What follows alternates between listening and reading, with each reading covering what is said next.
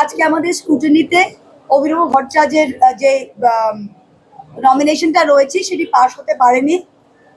আর আমাদের অলরেডি যেটা 2 নম্বর মনোনয়ন দেওয়া ছিল সোমনাথ দত্ত, তিনার ক্যান্ডিডেটটা এখন অ্যাজ এ সাবস্টিটিউট, যদি একটা না হয় তাহলে সাবস্টিটিউট দেওয়া থাকে, তার সাবস্টিটিউটটা হয়ে গেছে, বেরিয়ে গেছে। তাই আমি আজকে আপনাদের কাছে এতদিন ধরে যা আমরা হেল্প পেয়েছি, মদত পেয়েছি, আশা করি আগামী দিনও এই মদতটা পাবো। অভিনব আমাদের খুব ভালো প্রার্থী ছিল এবং দারুণ লড়াই করে উনি রিলে রেস হয় না, যে প্রথমে দৌড়ে অভিনব রিলে রেসের ফার্স্ট রানার ছিল এবং সে হাতে তৃণমূল কংগ্রেসের ঝান্ডা ব্যাটনটা নিয়ে দারুণ দৌড়ে একদম প্রায় শেষের দিকে এসে গেছে। এখন সে সোমনাথকে সেই ঝান্ডাটা দিচ্ছে, সোমনাথ সেই ঝান্ডাটা নিয়ে ঠিক সেই স্পিডটা দৌড়ে লাস্টে আরেকটু বেশি দৌড়ে সেটাকে ক্রস করবে। এটাই, the baton has been passed over. Mamata Banerjee সেদিন নাকাশিপাড়ায় এসে একটি কথা বলেছিলেন যে মমতা ব্যানার্জি প্রার্থী প্রত্যেকটা সিটে, কাকদ্বীপ থেকে কুচবিহার এবং কৃষ্ণনগরেও মমতা ব্যানার্জি প্রার্থী, এবং এটা সিম্বলের ভোট, এটা তৃণমূল কংগ্রেসের জোড়াফুলের ভোট।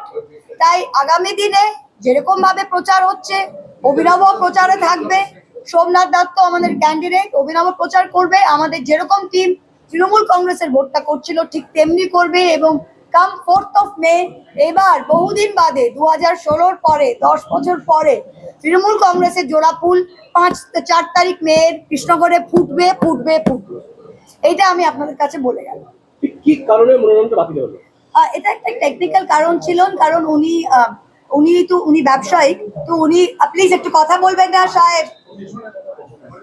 উনি আসলে উনার গভর্নমেন্টের উনি কাজ করেন, অনেক কন্ট্রাক্টস করেন, তো ওটার বোধহয় যেটা রুল আছে যে আপনার কমপ্লিশন শেষ করার পর একটা ডিপোজিট পিরিয়ড থাকে। তো ওনার যদিও কাজ মোস্টলি শেষ হয়ে গেছে, তো ওই যে একটা পিরিয়ড থাকে, কোনো একটা কাজে 3 মাস, কোনো একটা কাজে 6 মাস, যার পরে ডিপোজিট পিরিয়ডটা ফিরিয়ে পায়।